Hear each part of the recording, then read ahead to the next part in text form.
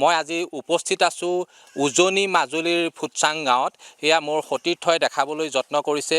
এয়া হৈছে মাজুলীৰ প্ৰথমখন আচলতে চাহৰ বাগান বুলি ক'ব লাগিব। মই দাদা আছে, মই তেখেতৰ পৰা কিছু কথা জানিবলৈ চেষ্টা কৰিম। আচলতে যি মাজুলীৰ যি বানাক্ৰান্ত আচলতে অঞ্চল আৰু এই মাটিত চাহ হ'ব নহ'ব বহু লোকে বহু কথা কয়। এই ধাৰণাটো আচলতে কেনেকৈ আপোনালোকৰ দুইজনৰে মনত কেনেকৈ আহিলে আচলতে?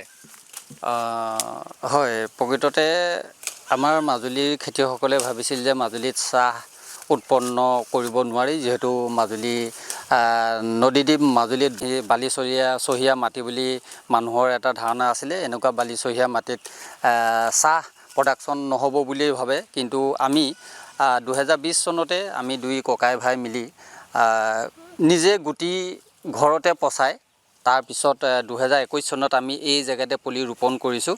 তাৰপিছত দুবছৰ আমি অশেষ চেষ্টা কৰি পুলিখিনি ডাঙৰ দীঘল কৰাত আমি যথেষ্ট কষ্ট কৰিছোঁ। তাৰপিছত 2024 চনতেই আমি এই চাহ ঘৰুৱাভাৱে আমি প্ৰস্তুত কৰি নিজে খোৱাৰ লগতে আমি ওচৰতে কিছুমান মানুহক আমি 2-4 কিলো বিকিবলৈ সক্ষম হৈছোঁ। তাৰপিছত যোৱা এই 25 চনত আমি ইয়াৰ পৰা চাহ প্ৰতি সপ্তাহত, মাহত 4 বাৰকৈ প্ৰতি সপ্তাহত আমি এবাৰ ছিঙি আমি ঢকুৱাখানা, লখিমপুৰ, ধেমাজি, মাছখোৱাৰ, মধুপুৰ চাহ বাগানত যি ফেক্টৰী আছে তাতে আমি ইয়াৰ পৰা মটৰচাইকেলে কেৰি কৰি নি তাত আমি দিয়াৰ ব্যৱস্থা কৰিছোঁ। এতিয়া আমি আমি দ্বিতীয় বছৰত আমি ভৰি দিছোঁ।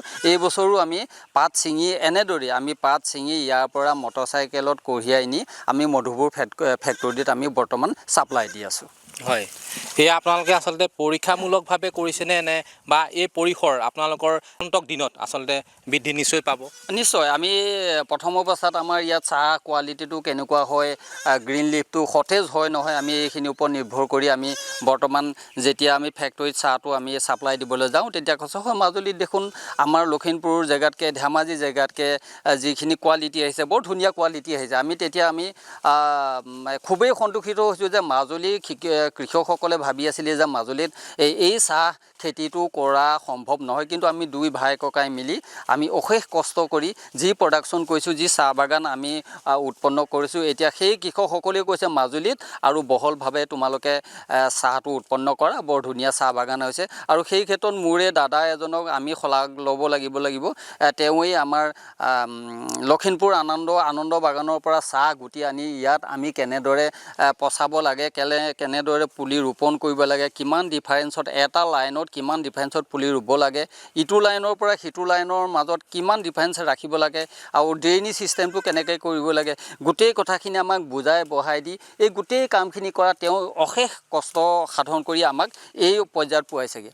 আৰু তেওঁৰ সহযোগতে আমি বৰ্তমান কি হৈছে, টি বোৰ্ড অফ ইণ্ডিয়াত আমাৰ এই মাজুলীৰ প্ৰথমখন চাহ বাগান হিচাপে তাতে আমাৰ ৰেজিষ্ট্ৰেশ্যনো হৈছে।